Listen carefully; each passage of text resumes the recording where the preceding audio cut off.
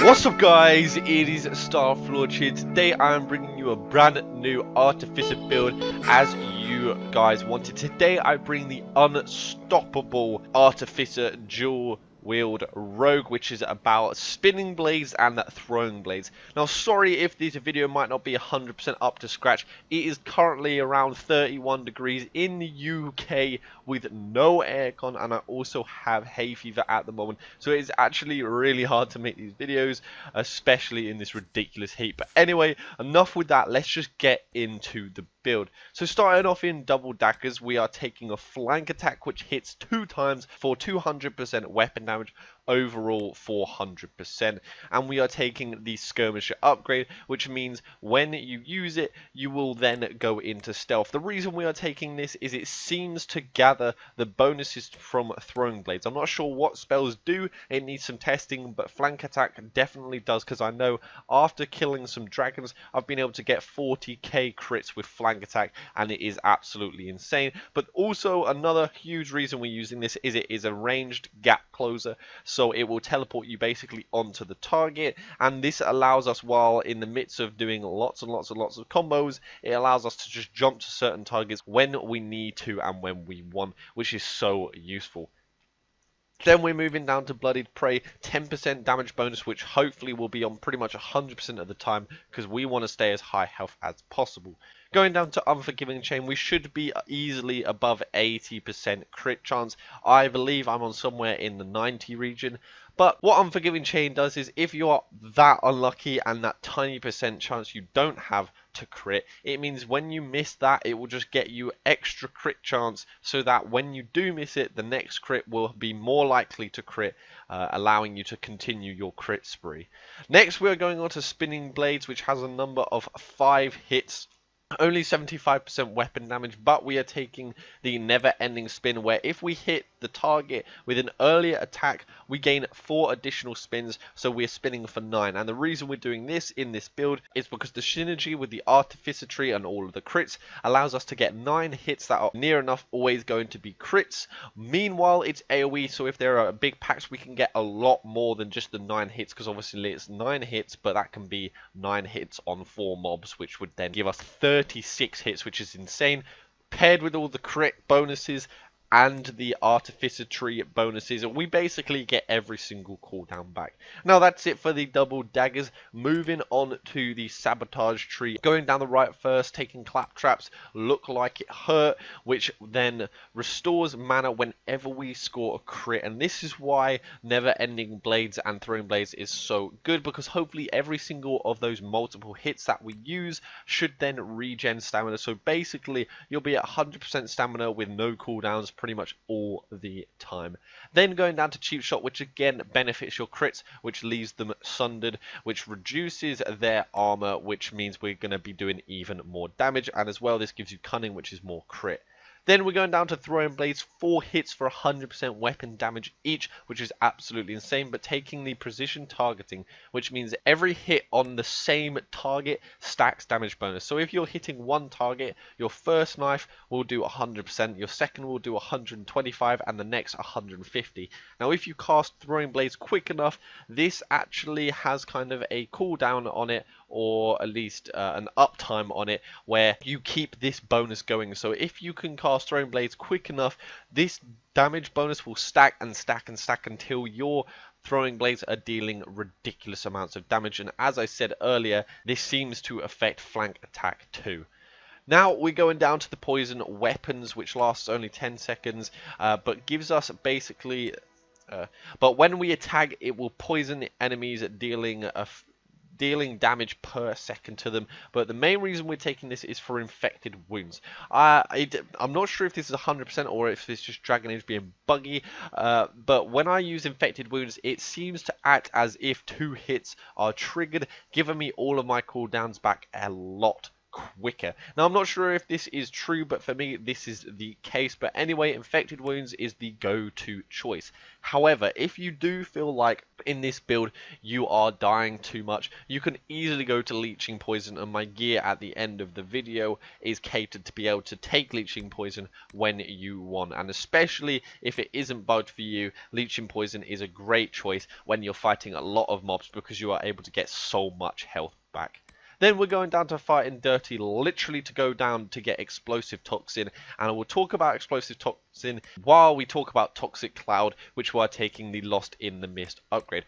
Both toxic cloud and explosive toxin do a very little damage per second in a huge area though, and all of those crits that they have give us cooldown reduction and stamina, etc. Now, so what explosive toxin does is basically just drops a toxic cloud on an enemy when they die in that area, and because explosive toxin actually drops a toxic cloud, that works as Lost in the Mist. So although we're taking toxic cloud with Lost in the Mist, we very rarely use toxic cloud to be able to gain those elusive stacks. What we usually use is the toxic cloud dropped by enemies dying, which then gives you those elusive stacks, and that synergy is absolutely insane, and means when you're fighting big groups, when you kill multiple of them, you're getting a lot of poison tick damage off on anything you aren't hitting, so they are dying while you are killing whichever target. Meanwhile, you're gaining a ton of elusive stacks, and elusive means that any damage on you is negated,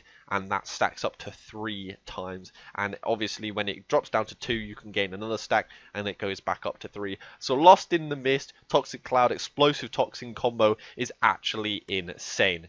Now, moving on to the stealth tree, as I call it. Taking stealth, of course, 50% damage bonus, but we are taking the Lost in the Shadows upgrade. Now, what this does is means, obviously, when you come out of stealth, you instantly come out of stealth, but when you go into stealth, it's instant, so mobs instantly stop focusing you, rather than there being a short kind of entry time into stealth. It just instantly puts you into stealth and removes all disabling effects on you, so like any CC on you will just instantly disappear, and you can also just pass through enemies without being detected, so you can just walk around anywhere, wherever you want with Lost in the Shadows. Now, the main reason we're also taking this is because, as I said, it instantly goes in and out of stealth, which means the second you start attacking, you will start getting the cooldown for stealth back, which means when you need to, you can just pop that stealth and instantly go back in, whereas if you take Clinging Shadows, it actually has a negative effect.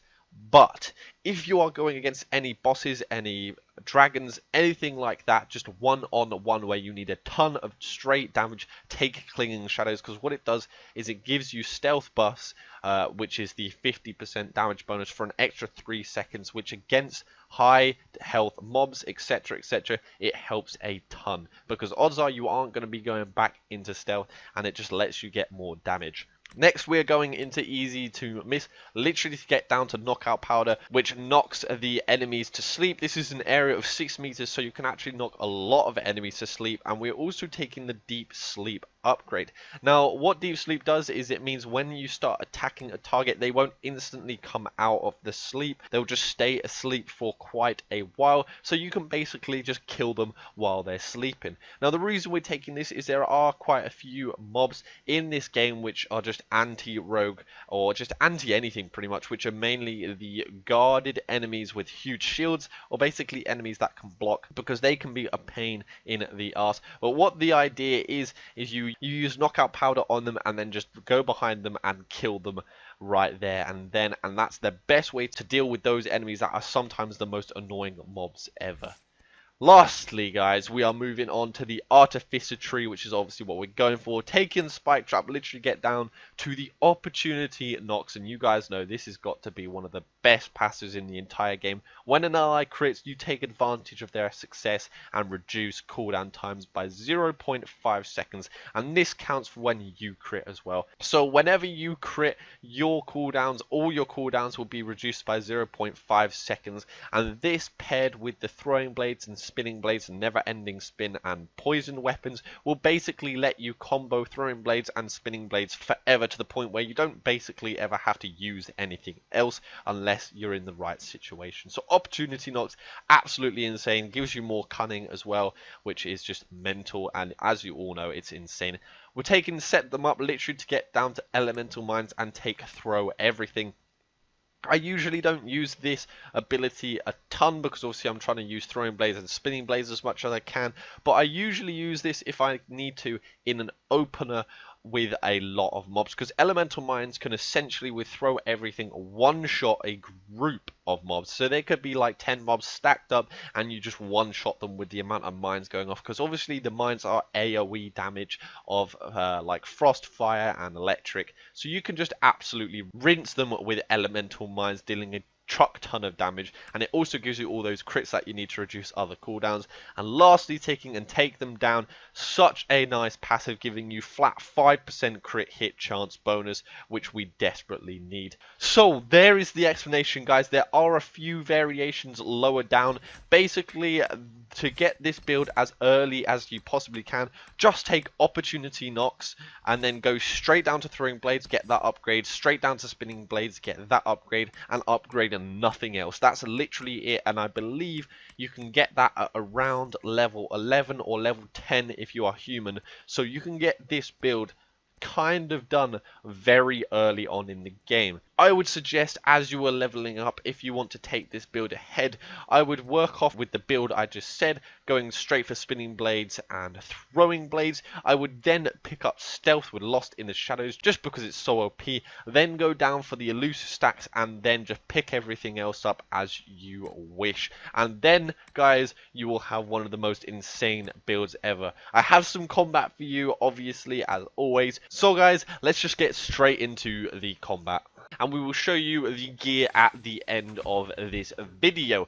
Obviously, starting off with stealth and poison blades, going straight up to the sniper, throwing blades and spinning blades to one-shot him, flank attack to the other archer, but then the guard, the captain, blocked everything. So we put him to sleep, go finish off the sniper, and then turn back to the captain to go and finish him off. And we've also gained all of those elusive stacks from the toxic cloud that was dropped after the mob dying.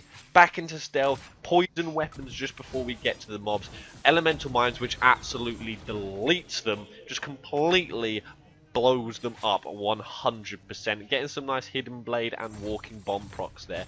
Getting to the sniper, throwing blades, spinning blades, one shot him dead. Now going on to this mini boss, ripped through his guard and most of his health, and then going back into stealth to combo him back up with the extra damage that we have.